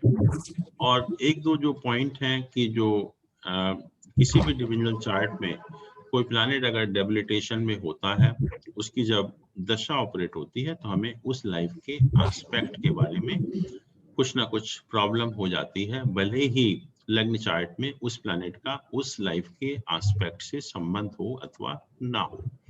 और जो भी प्लैनेट डिविजनल चार्ट में, किसी भी डिविजनल चार्ट में 8th हाउस में प्लेस्ड होते हैं, जब उनकी दशा ऑपरेट होती है तो हमें डेथ लाइक इफेक्ट मिलते हैं concerning that particular aspect of the life. जैसे मान लीजिए कि नवांश चार्ट में कोई प्लैनेट 8th हाउस में प्लेस्ड है तो जो डेथ लाइक इफेक्ट मैरिज में क्या हो सकते हैं, सेपरेशन, डाइवोर्स, डेथ। या प्रोफेशन में I will request please mute your audio because it's creating a lot of sir उनको पता नहीं है कि वो म्यूट में है या नहीं है, प्लीज म्यूट कर दीजिए। I think she's traveling somewhere. She doesn't know that it's not. Then I have to do for all actually, so I can't listen to you. That is the problem actually. आप उनके एक के लिए नहीं कर सकते हैं? नहीं नहीं, एक का नहीं होता। I think उन्होंने कर दिया, अब कर दिया। चले। तो जो 8th हाउस में प्लैनेट होते हैं वो डेथ लाइक इफेक्ट होता है, तो उनका भी बहुत इंपॉर्टेंट रोल हो जाता है कि क्योंकि हम देखते हैं कि इन प्लैनेट का कोई संबंध तो था नहीं लग्न चार्ट में, और सडनली क्या हो गया, एकदम से जो है रिजल्ट आपको खराब मिलने शुरू हो गए। तो ये भी हम ध्यान रखेंगे जब हम डिविजनल चार्ट्स को एग्जामिन करेंगे। इसके बाद कुछ पॉइंट और भी हैं, let us just go through them. Sir एक क्वेश्चन था कि अगर कोई प्लैनेट लग्न में ही डेबिलिटेड है और वो डिविजनल में भी डेबिलिटेड है तो फिर उसके रिजल्ट कैसे रहेंगे? वर्गोत्तम जब ही होगा जब अगर लग्न में डेबिलिटेटेड है, तो जब डिविजनल चार्ट में भी डेबिलिटेटेड होगा जब भी वर्गोत्तम कहेंगे हम उसको। और मैंने कहा कि जो बेसिक स्ट्रेंथ है प्लैनेट की वो लग्न चार्ट से आती है। तो अगर लग्न चार्ट में नीच का प्लैनेट है तो वर्गोत्तम अगर वो हो गया तो पहली चीज तो ये तो डेफिनेट है कि उसके रिजल्ट जो नेगेटिव मिलने वाले थे वो नहीं मिलेंगे, but only for that aspect of the life. It has not become good planet for all aspect, it has become good only for that particular aspect of the life, जिस aspect को हम उस डिविजनल चार्ट से examine कर रहे हैं। पहली चीज तो ये ध्यान रखना है। दूसरा, जब शुरू में ही नीच का है तो it becomes an ordinary planet, neutral planet type का आप समझ लीजिए कि थोड़े से अच्छे रिजल्ट हो सकते हैं, but you can't expect the result of rajyoga from that planet. और मैंने कहा कि अगर मान लीजिए कि मीडियम स्ट्रेंथ है उसकी लग्न चार्ट में, तब वर्गोत्तम हो जाता है, तो फिर कहा कि it gives the result of as if the planet is placed in its own sign, तो रिजल्ट बहुत अच्छे हो गए।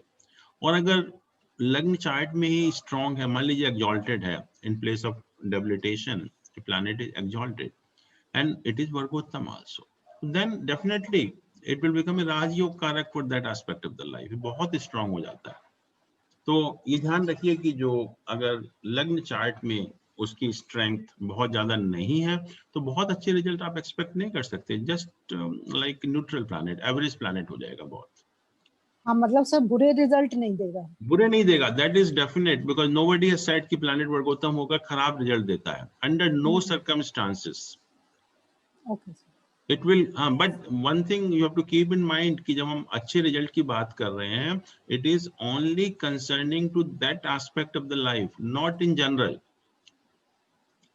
अगर नवांश में वर्गोत्तम हुआ है तो सिर्फ मैरिटल हैप्पीनेस के पॉइंट ऑफ व्यू से अच्छा हुआ, ना कि प्रोफेशन के पॉइंट ऑफ व्यू से अच्छा हो गया वो। ओके बाकी के लिए नीच का ही रहेगा वो। फिर हम एस्ट्रोलॉजी में रेमेडीज की भी बात करते हैं। वो हम लोगों ने स्टडी कर ही लिया कि जो भी रेमेडीज हैं डिफरेंट टाइप की, दान है, जेम्स वियरिंग है, रुद्राक्ष है और पूजा पाठ है, तो that we already done actually. Then we have horary astrology also. Sir एक क्वेश्चन था, एक क्वेश्चन है सर। जी जी सर जो कष्टफल है इसको देख के फिर हम दान डिसाइड कर सकते हैं कि अगर कष्ट ज्यादा दे रहा है तो उसी से रिलेटेड दान होना चाहिए, क्योंकि बुरे ग्रह का दान करते हैं। हाँ बिल्कुल ठीक है, क्योंकि जब कष्ट ज्यादा है तो इसका मतलब प्लैनेट वीक है आपका सर, तो उसका हम दान हमेशा कर सकते हैं। बुरे प्लेनेट का दान करना है हमें। हाँ, कभी भी जो बेनिफिक प्लैनेट होता है आपके लिए उसका हम दान नहीं करते, जो मेलिफिक प्लैनेट होता है उसी का दान करते हैं। Thank you sir. तो हॉररी एस्ट्रोलॉजी भी होता है, वो हम यहाँ नहीं पढ़ेंगे, but horary astrology is basically art of replying only one question. somebody comes to you and ask a particular question, so depending on the time of asking question or the time of the birth of the question, we make the chart and with that chart we try to answer that question. वो हम horary astrology है। फिर एक वर्षफल होता है जिसको हम annual हॉरोस्कोपी बोलते हैं। इसमें हम एक साल का जो रिजल्ट होते हैं, आपके ईयरली रिजल्ट होते हैं, वो हम निकालते हैं। इसका भी एक बनाने का सिस्टम अलग है, but the results of this annual horoscopy or the worshful are applicable only for 1 year. तो आप हर साल का एक हॉरोस्कोप बना सकते हैं किसी भी नेटिव के लिए। और mundane astrology is the mundane events भी प्रेडिक्ट कि अर्थक्वेक आना है या वार होनी है या पानी बरसना है, all those type of things are covered in the mundane astrology. तो ये सारी चीजें हम पढ़ेंगे और नेक्स्ट टाइम से हम लोग एक एक डिविजनल चार्ट को पहले हम स्टडी करेंगे कि कैसे हम हर डिविजनल चार्ट को एग्जामिन करते हैं, क्या तरीका है, क्या क्या चीजें हमें देखनी चाहिए for each aspect of the life. तो now I think I stop myself and you can now ask questions, clarify your doubts also. Sir मेरा एक क्वेश्चन था कि अगर नवमांश चार्ट में गुरु एक्सॉल्टेड होके 7th हाउस में बैठ जाए, तब भी उसके रिजल्ट 7th हाउस में लग्न वाले ही रहेंगे?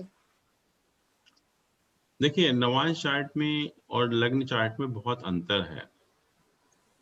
जो हमने जो कहा कि गुरु अगर मान लीजिए 7th हाउस में प्लेस्ड है आपका लग्न चार्ट में, right, and what you are saying कि अगर नवांश चार्ट में भी वहीं पर प्लेस्ड है तो क्या उसके रिजल्ट भी वैसे ही मिलेंगे? This what you are asking ना? हाँ नहीं सर, लग्न में तो कहीं और प्लेस है, लेकिन नवमांश में वो 7th हाउस में प्लेस है। नहीं, उसका इफेक्ट नहीं होता। अच्छा। हाँ, we don't see divisional chart like a lagna chart. जो हमने जो पोजीशन देखी इंडिविजुअल प्लैनेट की, हम उस तरह से नहीं देखते उसको। तो सर फिर मतलब उसके रिजल्ट कैसे प्रेडिक्ट करेंगे फिर अगर वो 7th में है? देखेंगे, it will be considered as a benefic planet in that case in the 7th house. उसको हम खराब नहीं कहेंगे, वो खराब तो सिर्फ लग्न चार्ट में अगर 7th हाउस में प्लेस्ड है तब खराब है मैरिज पॉइंट ऑफ व्यू से, but not in the divisional chart. Excuse me, sir, can I ask something? Divisional chart is not to be examined like lagna chart, और जो भी इस टाइप की जो पोजीशन होती है प्लैनेट्स की, that is applicable only for the lagna chart, not for other charts.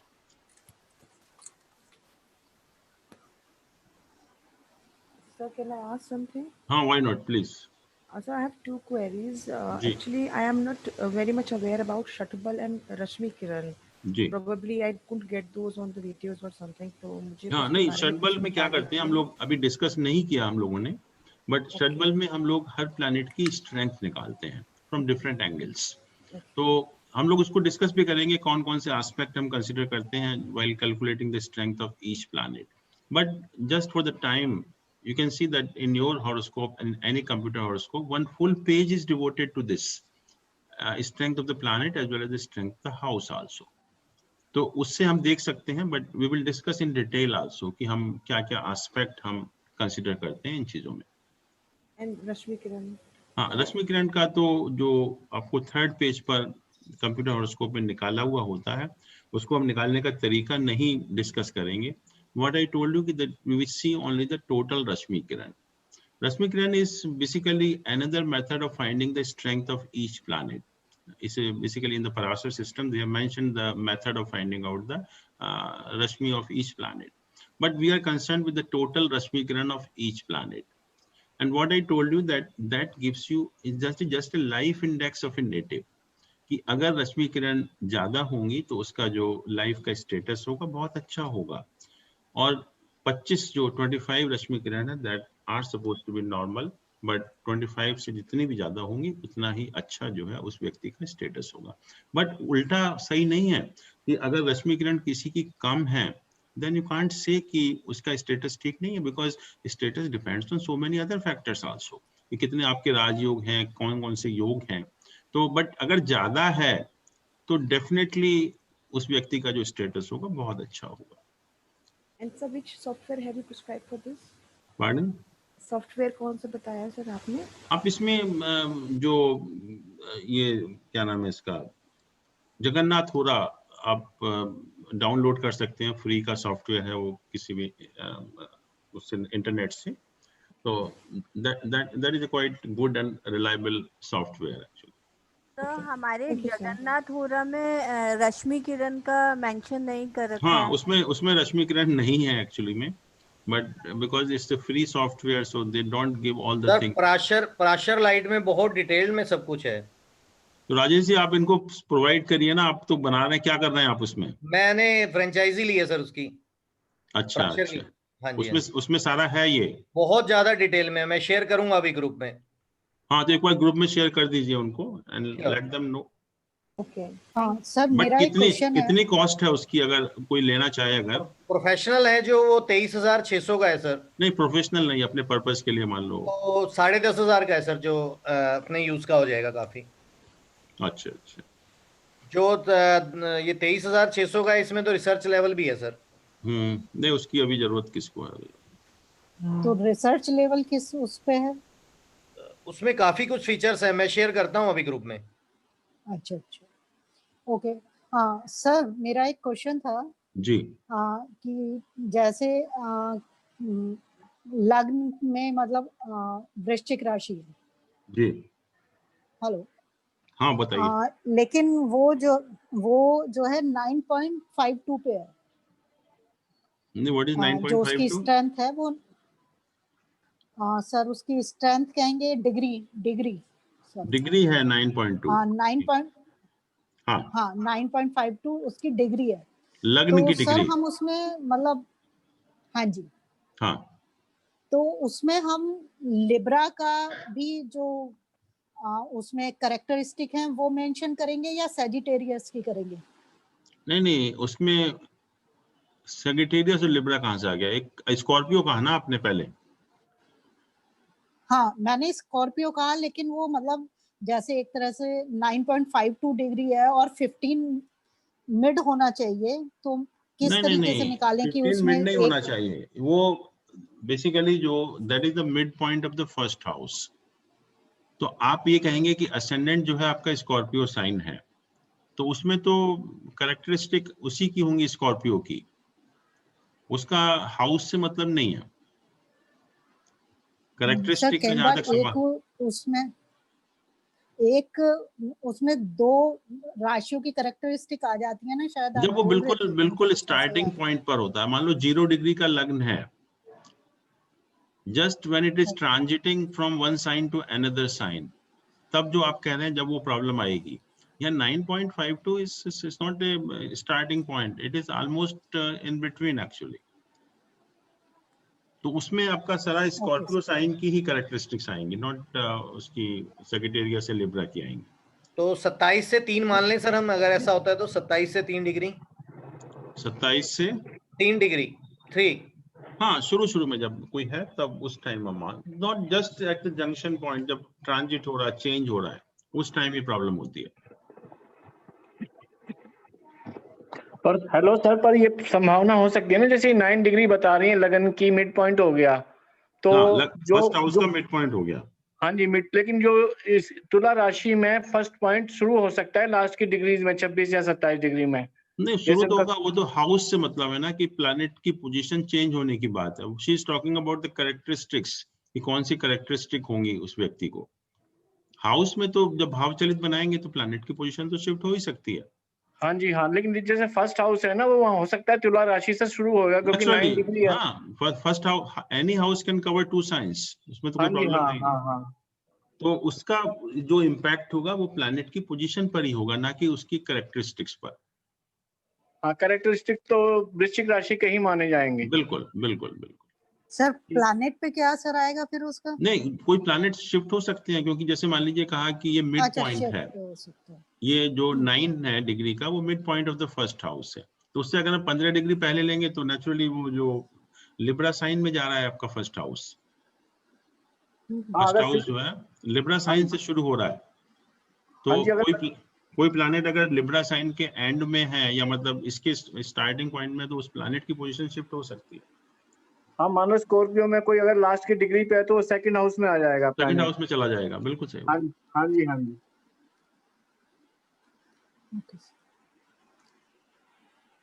Sir बस मुझे तो यही कंफ्यूजन रहा है कि वो आपने जो अभी बताया था वो नेरियन वो देखना है, मुझे वो समझ नहीं आ रहा, मैं वो कैसे देखूंगी?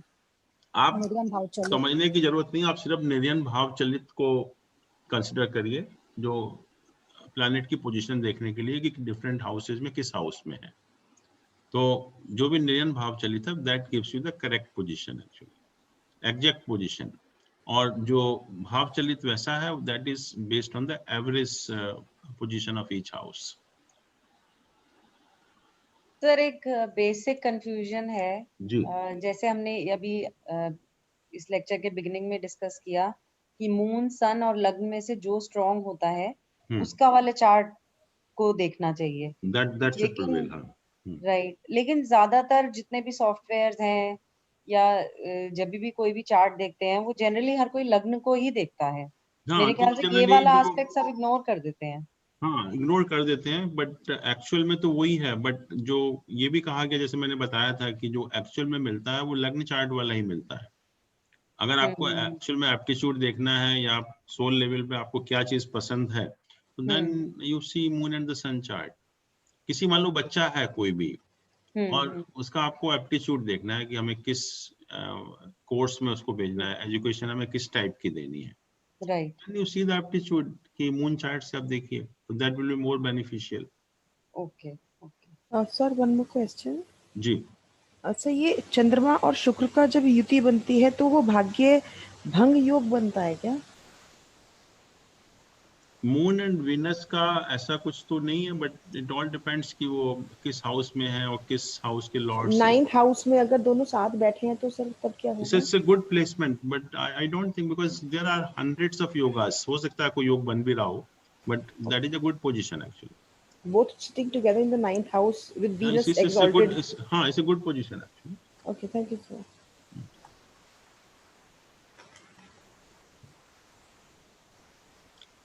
सर एक क्वेश्चन था जी। ये अगर लग्न या कोई भी प्लैनेट अगर 0 डिग्री पे है, तो उसका लेट्स से कि अभी अगर वो 6th राशि में है, तो क्या अगर 0 पे है तो क्या उस पर कुछ ना कुछ इन्फ्लुएंस 5th वहां पर, क्योंकि 5th राशि का एंड हो रहा होगा उस राशि का शुरुआत। हाँ, प्लैनेट की बात कर रहे हैं ना, आपकी प्लैनेट उस डिग्री पर है, तो वो प्लैनेट जो है भाव चलित में पोजीशन उसकी शिफ्ट होने के चांसेस हैं भाव चलित में। लेकिन अगर लग्न के हिसाब से देख रहे हैं तो लग्न की कैलकुलेशंस में नहीं, then we see the degree of the planet for that purpose. हाँ, तो exactly that the degree of the planet is coming for 0 degree. हाँ, तो वीक हो गया, फिर तो प्लैनेट वीक हो गया, वो प्लैनेट वीक हो गया। तो उसमें उससे पहले वाले प्रेडिसेसर का प्लैनेट का इन्फ्लुएंस रहेगा, मतलब आपके हिसाब से नहीं, देखिए दो चीजें हैं कि प्लैनेट किस राशि में है पहला, और प्लैनेट किस हाउस में है. These two things are entirely different and we have to consider both of them.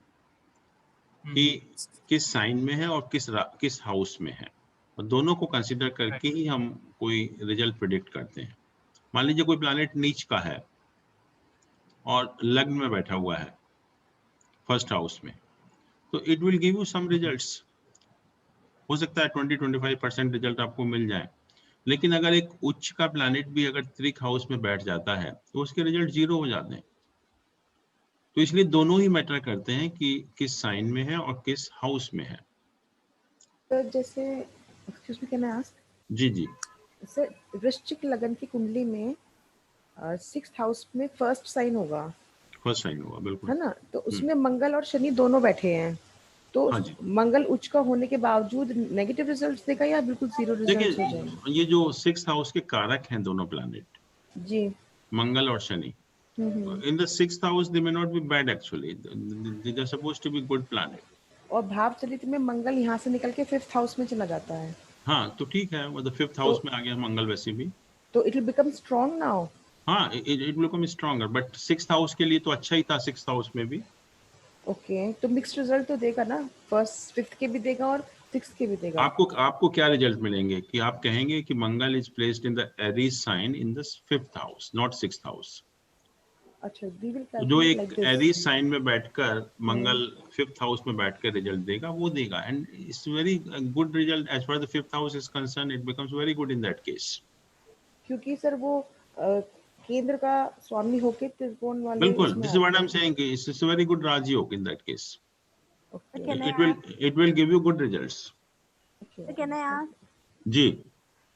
Sir अगर कैप्रिकॉर्न 8th हाउस में हो, वर्गोत्तम में मेरे को थोड़ा कंफ्यूजन है. हाँ बताइए. जैसे हमारा कैप्रिकॉर्न 8th हाउस में है, लॉर्ड है कैप्रिकॉर्न, ठीक है, और हमारा सैटर्न उस प्लेनेट बैठा है उस हाउस में, तो वर्गोत्तम बोला जाएगा? नहीं बोला जाएगा. Vargottama is with reference to any divisional chart. अच्छा, जैसे मान लीजिए कि लग्न में आपका 10th साइन में एक प्लैनेट बैठा हुआ है, लेट्स से सैटर्न बैठा हुआ है, और किसी भी डिविजनल चार्ट में अगर वो प्लैनेट 10th साइन में ही है, not house, it has to be in the same sign. Okay. Then we say that planet is Vargottam with reference to that particular divisional chart. Okay.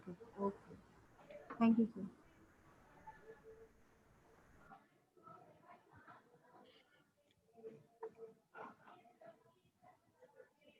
Any other question?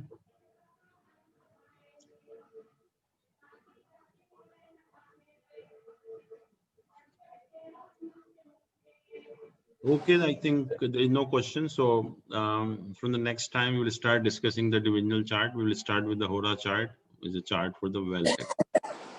Thank you, sir. Thank you so much. Thank you, sir. Good night. Okay, thank you, sir. Good night. Good night, sir.